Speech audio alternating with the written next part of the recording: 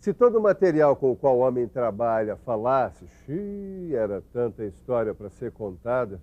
Os materiais são um espelho da história. Tanto que vários períodos da nossa história têm nome do material usado na época.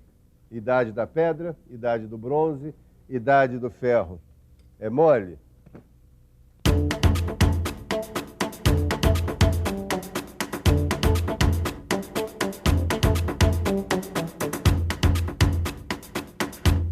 Sabe, ainda outro dia eu estava pensando, a nossa era industrial podia se chamar Idade do Ferro Fundido ou Idade do Aço. Pois se eles são os materiais mais utilizados no mundo da mecânica, é na construção civil, é na indústria elétrica também. Pode conferir, você vai encontrar o ferro fundido e o aço fazendo bonito. Agora, sabe aonde eles vão fazer bonito hoje? Aqui na nossa teleaula de materiais. Você vai ver de onde vem a matéria-prima dos automóveis e da maior parte dos eletrodomésticos. Vai ver como evoluiu a utilização dos metais na nossa história e vai conhecer a composição química de alguns deles. Você vai ver também como é o processo de preparação para transformar os minérios em matéria-prima da indústria.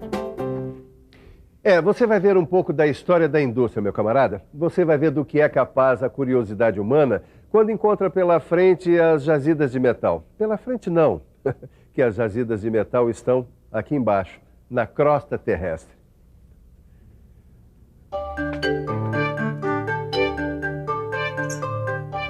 O que é que o ferro gusa tem? Como é que o homem conseguiu dominar tanta tecnologia para minerar, beneficiar e melhorar as propriedades dos metais que ele usou e ainda usa cada vez mais na indústria? Você não acha que era uma boa para mim e para Edgar, que estamos estudando mecânica, que temos o sonho de um dia construir um kart, conhecer mais a fundo a história e as características da nossa principal matéria-prima, que são os metais? Tô certa ou tô errada? Você tá certa, Nilson, você tá certa. Ed, que surpresa, eu achei que você ia dizer que era perda de tempo, sei lá, qualquer coisa assim. Não, coisíssima nenhuma, eu acho super importante a gente conhecer a história das coisas. Assim a gente fica sabendo o porquê que assim ficou assim. Sim. Como assim? Isso é uma coisa que a gente vai ver nessa fita aqui, ó. Oba, você conseguiu! Consegui sim, uma cópia da fita daquela reportagem lá na TV, ó. Legal. O nosso programa hoje vai mostrar 10 mil anos de história. Você vai ver uma reportagem especial sobre a descoberta, exploração e industrialização dos metais. Começando pelo metal mais cobiçado na história da humanidade. Ele mesmo, o ouro. O ouro sempre chamou a atenção do homem pelo brilho, desde quando começou a ser usado há 8 mil anos antes de Cristo. É um metal nobre, porque é encontrado em estado puro na natureza. Ele não precisa ser beneficiado. O ouro é fácil de trabalhar. Ele transmite energia com facilidade. Não é duro e não tem muita resistência mecânica. Agora, como o ouro é muito dúctil, ele não serve para fazer ferramentas. Agora, como matéria-prima para ferramentas, o primeiro metal a ser usado pelo homem foi o cobre.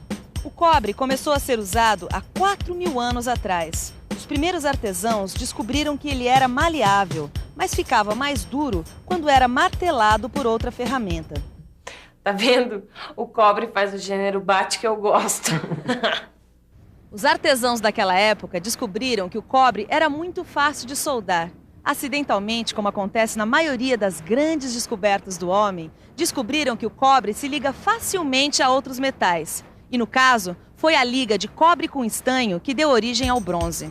Quer dizer que o bronze é uma liga de cobre. Só que o bronze é mais duro que o cobre. Isso mesmo. Agora, será que ela não vai falar do ferro, que é o que mais interessa pra gente? Acontece que o ferro só veio a ser usado pelo homem muito tempo depois, por volta do ano de 1500 a.C. O ferro é um elemento fácil de encontrar na crosta terrestre, mas difícil de processar. Não é fácil mesmo processar ferro, hein? Hoje em dia até que não é muito complicado, mas há 1500 anos devia ser um abacaxi produzir peças de ferro. 1000 anos antes de Cristo foram construídos os primeiros fornos de redução direta. Toda essa tecnologia antecedeu o processamento de ferro fundido, que só seria desenvolvido no século XIX. Com o desenvolvimento do alto forno e o descobrimento do processo de diminuição do carbono do ferro gusa, foi possível produzir o ferro fundido e o aço. Mesmo com o desenvolvimento da produção de outros metais, como o alumínio, por exemplo, o ferro ainda é o metal mais importante para a indústria até hoje. Espero que essa pequena reportagem histórica tenha sido útil para que você possa entender melhor sobre a produção de metais. Espero que essa história de metais seja bem clara para você, porque eu, mesmo tendo passado a minha vida inteira ao lado deles, de vez em quando tenho lá as minhas dúvidas. E quando eu tenho dúvidas, eu gosto de dar uma olhada no dicionário. Quer ver só? A própria palavra metal pode dar uma dica para a gente. Vamos ver. Tá aqui.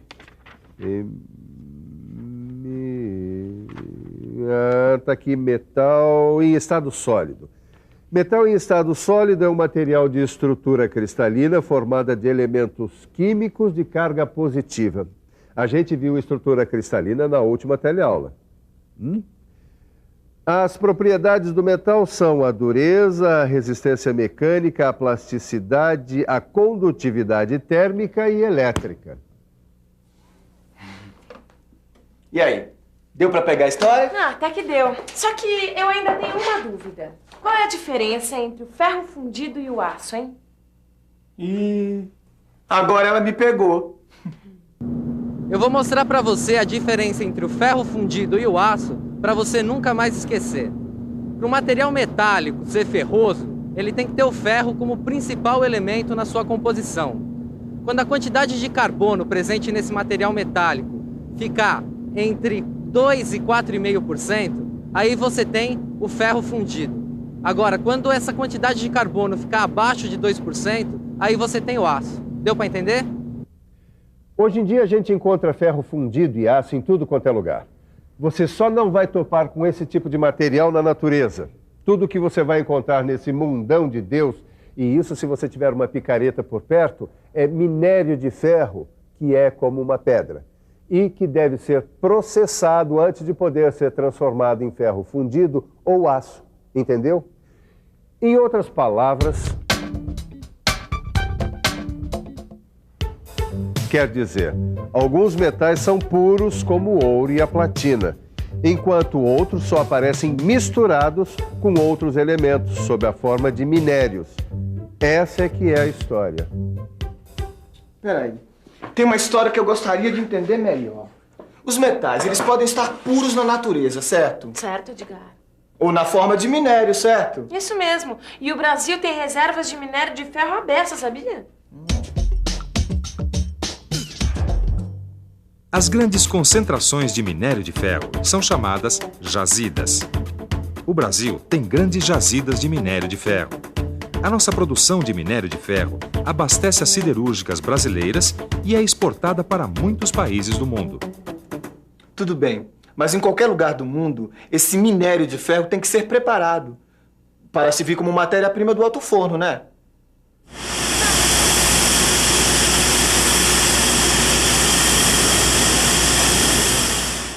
Tá, mas eu ouvi dizer que o alto forno não aceita minérios de ferro em pedaços muito pequenos. E que hoje em dia boa parte do minério que o Brasil produz vem assim, em pedaços pequenos. Então, mas foi por isso que desenvolveram técnicas como a sinterização e a pelotização.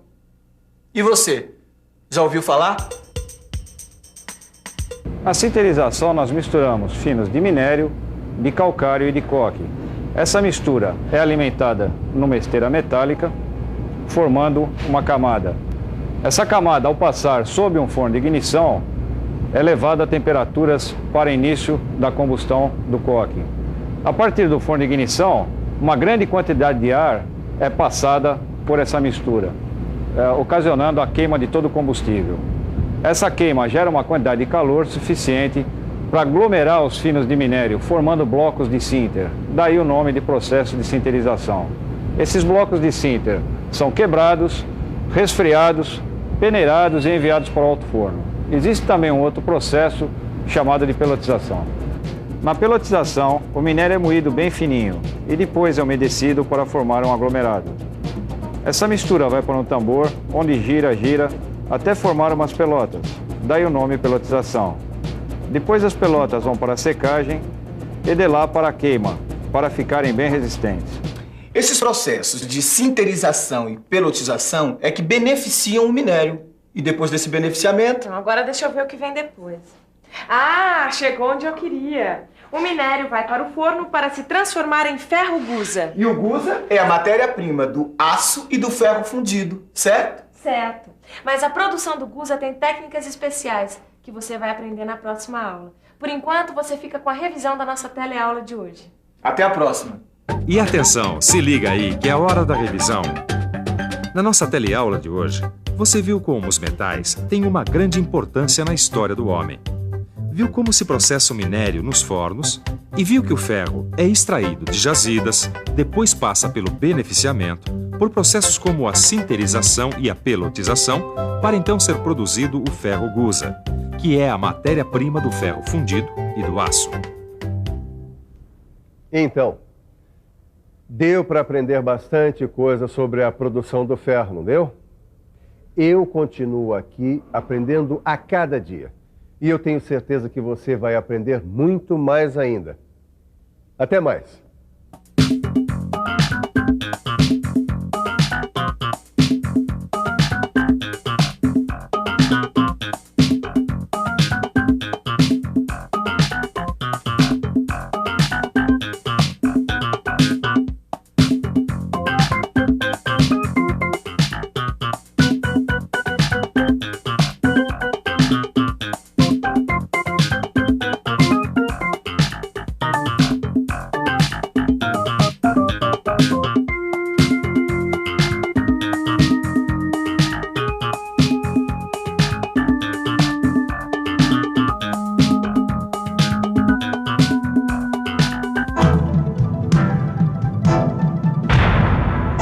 Telecurso 2000, um programa de educação do Sistema Fiesp e da Fundação Roberto Marinho.